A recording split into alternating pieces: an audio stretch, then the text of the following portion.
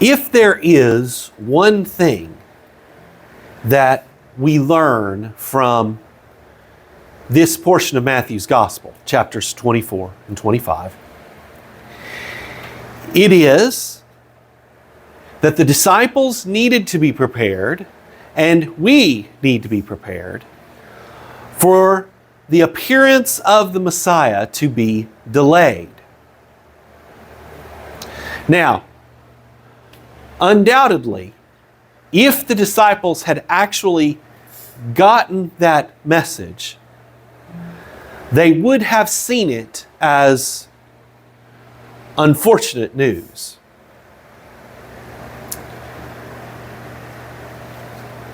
We would probably see it the same way. If one of us received a revelation from the Lord and He said, yeah, it's going to be a lot longer.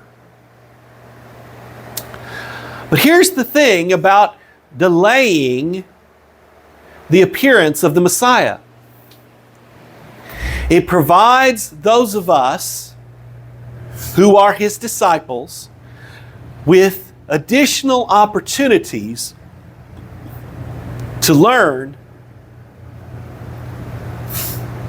what the kingdom of heaven is really all about. And how do we do that? Well, Jesus tells us it is by keeping watch. It is by assuming a posture of watchfulness.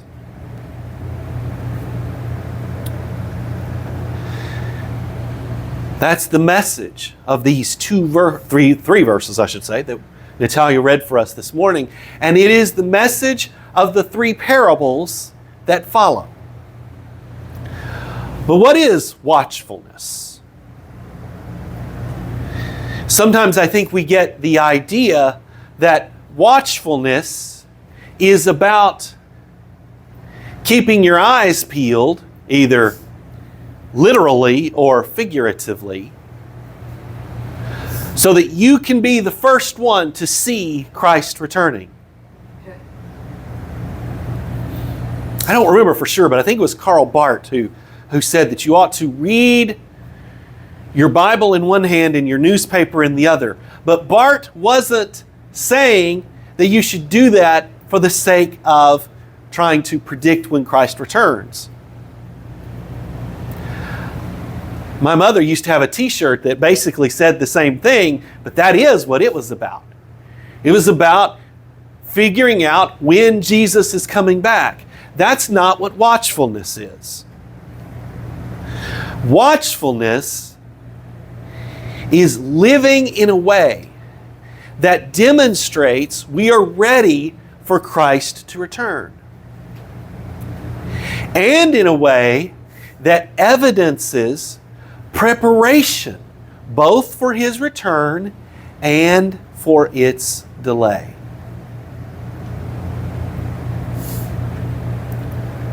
That's what watchfulness is. And that is a completely different mindset, a completely different posture than many Christians in North America have assumed.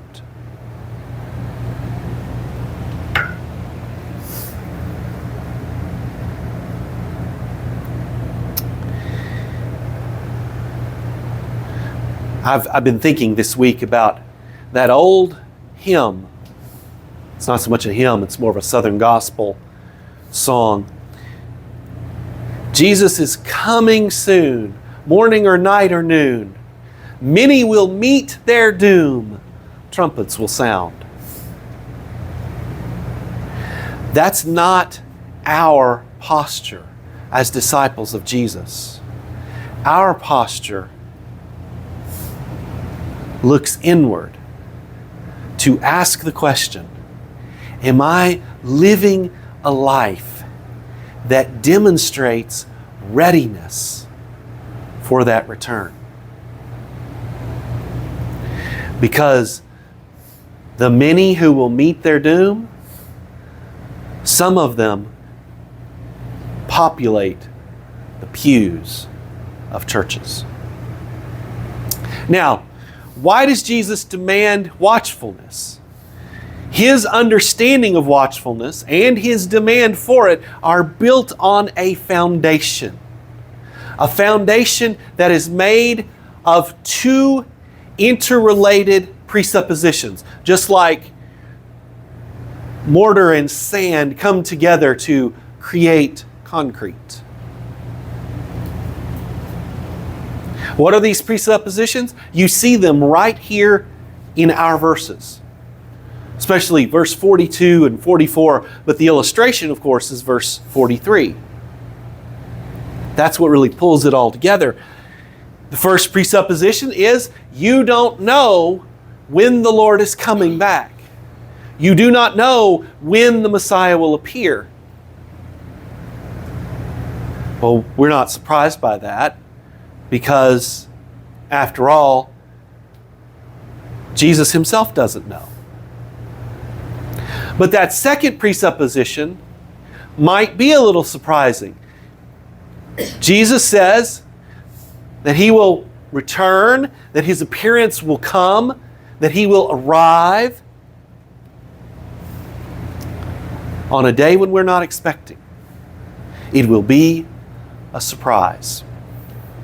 Now, you remember last week I said, as we were preaching through verses 15 through 41, that perhaps Jesus gives us enough information to spot certain patterns if we're paying attention. But you'll also remember that I added a little phrase to the end of that sentence. I said, at least retrospectively. I was already thinking forward to these verses. Because somehow, even though Christ has given us some clues, oblique though they may be, about his coming, it's still going to be a surprise. Not just to the world, but possibly to us as well.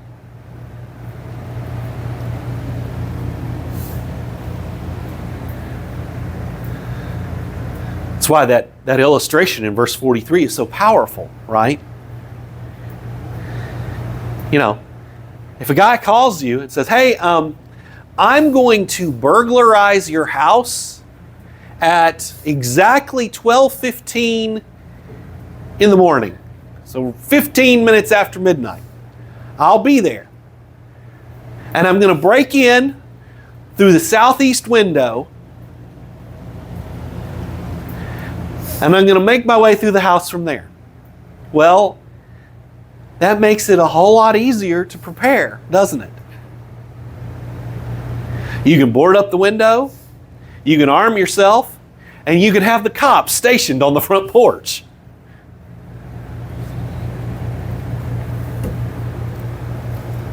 But that's not how burglars work. They work by surprise. That's the illustration that Jesus is giving us for how this arrival of the Messiah will happen. He's not saying that it's going to happen sort of secretly or under the cover of darkness or nobody will know that it happened. No, these already clarified that point. It will be public. It will be obvious. Everyone will know that it happened. But it will also be a surprise. That's why it is so vitally important that we be watchful, that we prepare for his arrival, and that we allow our preparations to shape the way that we live. But how do we do that? What does that look like? That's what Jesus is kind of unpacking in the three parables that follow. Okay? That's what he's kind of doing there. He's giving us three arenas of watchfulness. And those three arenas of watchfulness help us understand what it looks like to be watchful. What it looks like to keep watch for our Lord's arrival. Now, the first one that I want us to look at is the first parable in chapter 25. So scan down, or if you need to turn the page, to 25, 1 through 13. And here we have the parable of the 10 virgins. And you probably know this parable. You have a scene. There's going to be a wedding banquet. The bridegroom is coming, and there are these 10 young women, these 10 virgins who are going to accompany the bridegroom to this wedding banquet.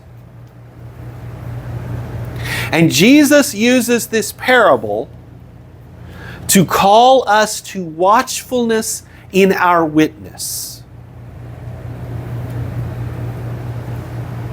Now, how do we know that? Well, you've got to be careful whenever you're reading a parable not to overinterpret it, not to try to find some spiritual application for every little detail. But I do want you to ask yourself, why is it that each of these virgins has a lamp?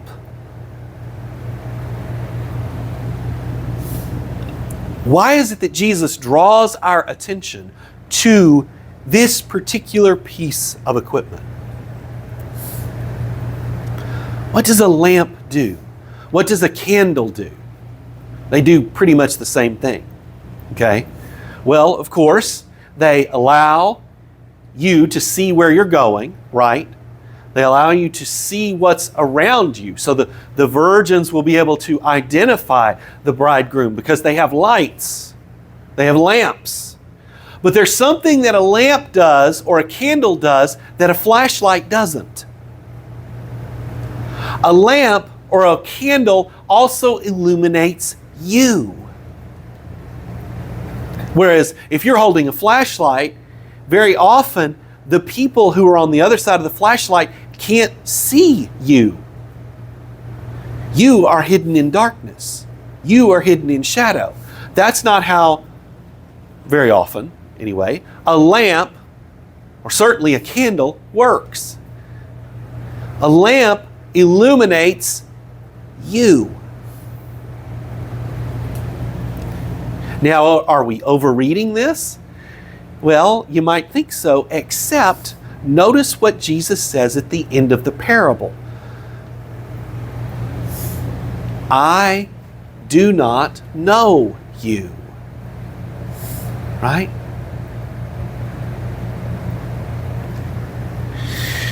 So what these 5 wise virgins did was they prepared. They prepared for the eventuality that the bridegroom would be delayed. The 5 foolish virgins, however, did not. These 5 young women just lived for the moment and didn't think forward, didn't consider the possibilities.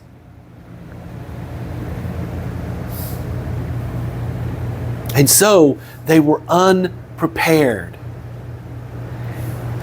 And when the bridegroom came, they were left out. Now look, all 10 of these young women fell asleep. Okay?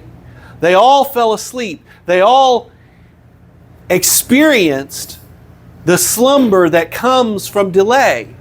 We feel it too, don't we? It has been 2,000 years. It's awfully hard to keep going, to keep pressing into this idea that Jesus could arrive at any moment, even while I am preaching this sermon. Okay, they fell asleep. But some of these young women prepared for the possibility. And because of that, their witness was preserved. And in this case, notice, it's not their witness about Jesus, it's their witness to who they themselves are, that they themselves belong to Him. So in a sense, this watchfulness is not just about our witness, it is about our identity. It is about who we really are. Now, in the second parable of chapter 25, we have a second domain, a second arena of watchfulness. Now, we're going to talk about this parable more next week because there is so much interesting stuff in this parable. And it is a parable that Jesus is using to explain what the kingdom of heaven really is like. But it also gives us this domain of watchfulness. Jesus is calling his disciples to be watchful in terms of growth. Now, if you're looking at the NIV, or maybe some other translations do this as well, it says that the master gives each servant a certain amount of bags of gold, 5 or 2 or 1. If you're looking at the older translations, they use the word talent. It is 5 talents or 2 talents or 1 talent. My guess is that the NIV doesn't use that word because even though that is a denomination of money in the ancient world, in our mentality, it connotes something completely different. A talent is not a piece of money to us, it's a skill that you've been given. And so the translators wanted you to be sure that you understand what this is about, okay? But it kind of doesn't really matter because what Jesus is doing is he's using money as a symbol for something greater, something deeper, something more important. Each of these servants has been given something. They have been given something precious, by the way. Now that makes the bags of gold translation really helpful. Because I don't know about you, but if somebody gives me a bag of gold, that's that's pretty valuable, right? Well, Jesus is giving them something valuable. 1 talent was equivalent to something like 20 years of a day laborer's wages. It's a lot of money. And the master expects that his servants will do something responsible with this money. And the first 2 do. The first one gets 5 talents and he grows it to 10. The second one gets 2 talents and he grows it to 4. But what happens with the third servant? Now, his excuse that he gives to his master is that he's scared of him. He's scared of him. And so at first we think, well, okay, you did kind of a reasonable thing. You made sure that you didn't lose his money, right? But remember, this is an analogy. It's a parable. And Jesus has already made it clear throughout his teaching, both in Matthew and in John's Gospel, that we as Jesus' disciples are expected to grow. Yes, God makes a deposit, so to speak, into our spiritual account. But our posture is to be one of watchfulness. It is to be one that watches over that deposit to ensure that it grows, that there is more, that we have more to give back to the Lord than what He gave to us. The question at stake here is, when God makes a deposit into us, will we lean into that process? Will we lean into what God is doing in our lives, allowing Him to move us deeper and higher into Him? Or will we sit on our laurels and say, well, I've got enough. I have enough to buy my way into heaven. That's all I care about. Or worse, will we withdraw from God in fear, taking whatever He has given us, hiding it in a hole in the ground, and hoping against hope that it's enough? That's the choice that Jesus is placing before us in this parable. And again, we'll talk more about this next week. But where I really want us to spend even more of our time is in this third arena of watchfulness. Watchfulness in service. And this is the final few verses of chapter 24. So you want to come back into chapter 24.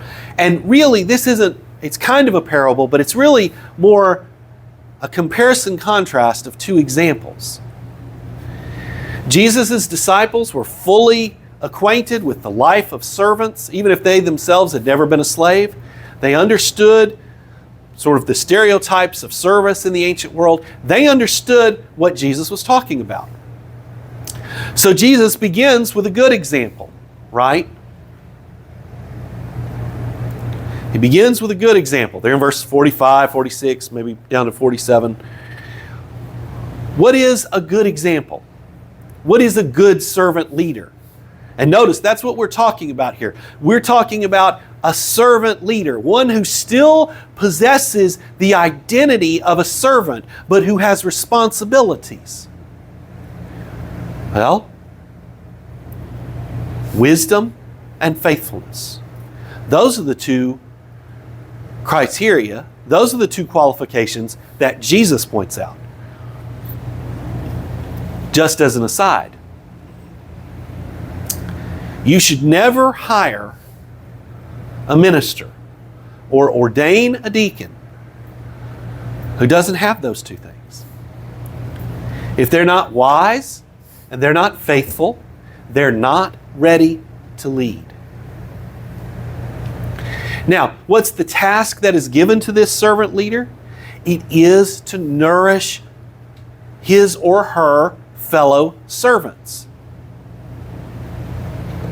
And we're not talking about physical nourishment here, although that could be part of it too. We're talking about spiritual nourishment. Remember, this is an analogy. It is something of a parable. It's an example. The good servant, the one who is faithful and wise, is doing what Christ commanded when Christ returns. And every day that he doesn't. And what is it that Christ wants them to do? Make sure that the rest of the servants are taken care of. And what's the reward for that kind of service? Increased responsibility. And along with increased responsibility, increased honor. Increased honor.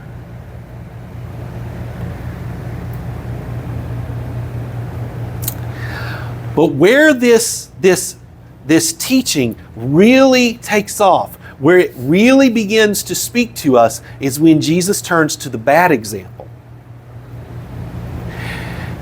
And how does Jesus characterize a bad servant? Well, in our text, he certainly describes that servant as wicked, lawless, sinful, right? It's a term that he uses throughout Matthew's gospel.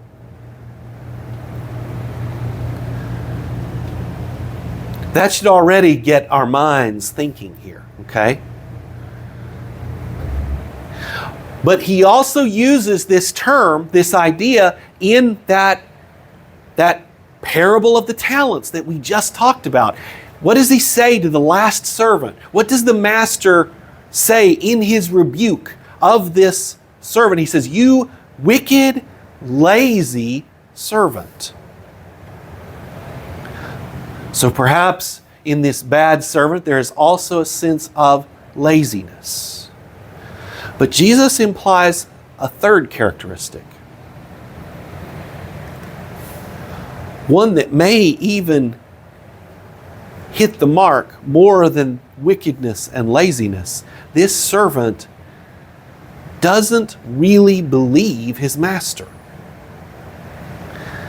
Notice what he says to himself. My master's been gone for a long time. It is reminiscent of the serpent's conversation with Eve in Genesis 3. Did the Lord really say? right? Except this guy is just saying it to himself. Is my master really coming back? So what this means is, through his wickedness, through his laziness, and especially through his lack of faith, this servant has set himself free from the moorings of obligation to his master. And now he lives in a certain kind of freedom. Now, it's not the freedom any of us should want, but it is a certain kind of freedom. What are the results of that freedom? Well, not surprisingly, they are self-indulgence. He's sitting around with drunks and gluttons, and he's doing what they do, right? Notice the contrast here. The good servant feeds other people. The bad servant feeds himself. But, well, maybe I shouldn't say but. Maybe I should say and. Because maybe it's not as short a step as I was initially thinking from this thing that we do expect, self-indulgence, to the thing that maybe we don't expect, abuse. What does Jesus say? In fact, he says this first. This servant, when he's saying to himself, hey, my master's been gone a long time, he starts abusing his fellow servants. He starts beating them, physically abusing them. That's not his job. His job is to feed the servants, to nourish them. What's happening here? Well, at one level you could say, well, okay, he is putting himself in the position of the master. Well, that's bad enough, okay? But that's a rather charitable interpretation of what's happening here, actually. What is more likely is that he is simply lashing out at his fellow servants. He is simply acting out of his own instinct, out of his own sense of woundedness, out of his own sense of entitlement, with violent results.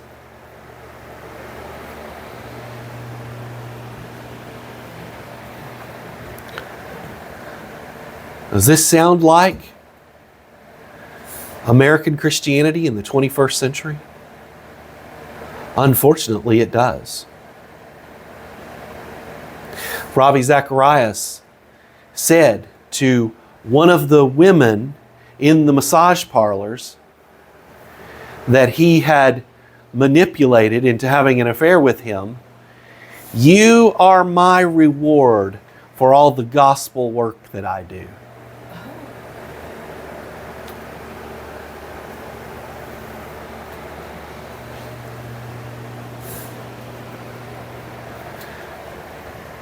It is the result of a kind of service that has come completely unmoored, untethered from the life of discipleship. And what's the result of that kind of life?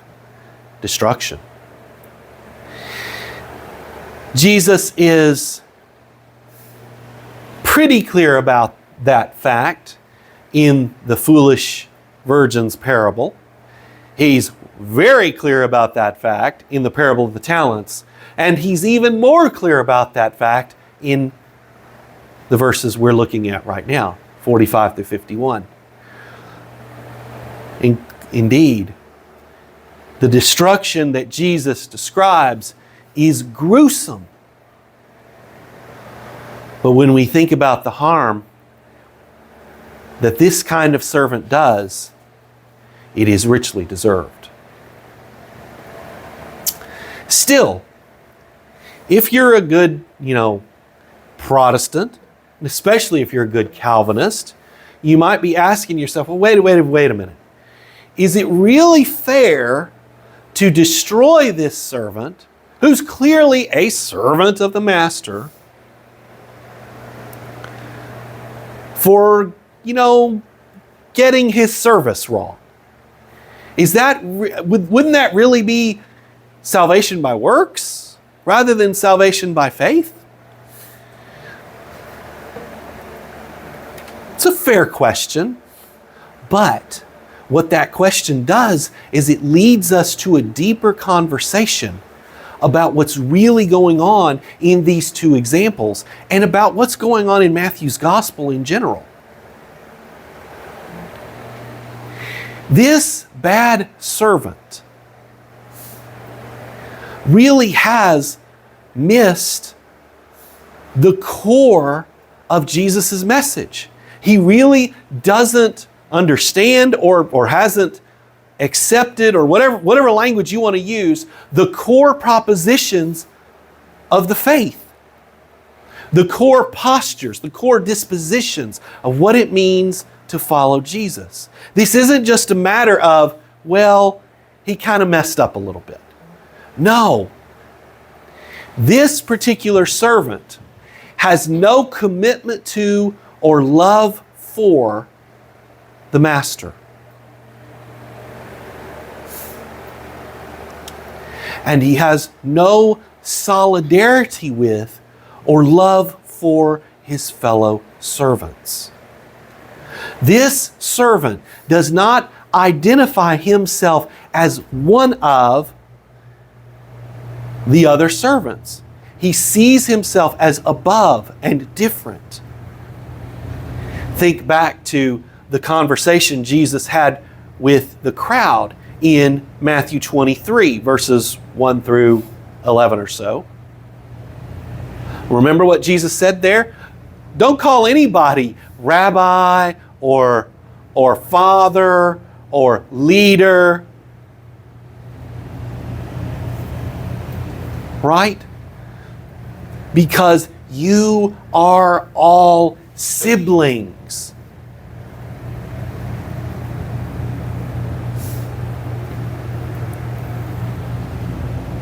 There is a solidarity that ought to, even if he doesn't have any commitment to or love for the master, he ought to at least have enough solidarity with his fellow servants to invite them to the drunken gluttony.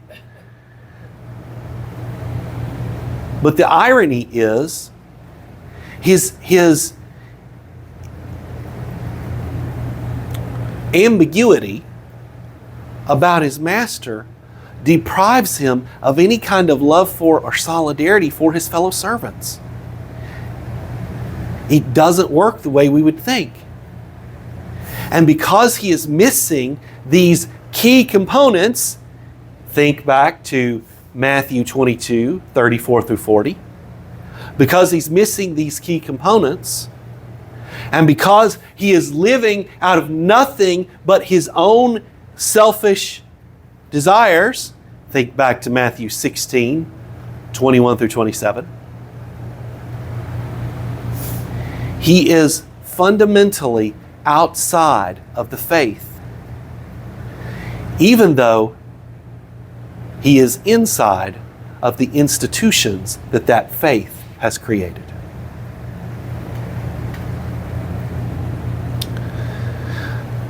So in conclusion, throughout Matthew's gospel, he has been challenging us with one simple question. Will you lose yourself in love for God, devotion to the Messiah, and love for people? Or will you sacrifice your future, distort your soul, and abandon God for the sake of ephemeral gain? In the paragraphs that we've looked at this morning, Matthew is simply restating that question and poking us really hard with it. On the one hand, we can be like the foolish virgins, living for today and not caring about tomorrow. We can be like the cynical servant. After all, that's what's going on with that third servant in the parable of the talents, isn't it? He's just cynical. Cynical, by the way, about his master. We can be like that cynical servant, just kind of depending upon what we have already received to get us what we want. We can be like the abusive servant, taking out our frustrations and our sense of entitlement on our fellow servants. But that path leads nowhere good. Jesus calls us to a different path. Jesus calls us to be watchful, to keep watch, to lean in to our witness, to our growth, and to our service. He calls us to double down on faithfulness. He calls us to lose ourselves in love and devotion. And when we do that, notice what he does at the end of the parable of the talents. He promises us a happiness that we cannot now imagine. We have to be honest and admit that sometimes that happiness is delayed until the master returns. But very often, we find it in part, even in this life. And we will certainly find it in whole, in ways that we cannot now imagine, in the life and the age that is to come. Let us pray.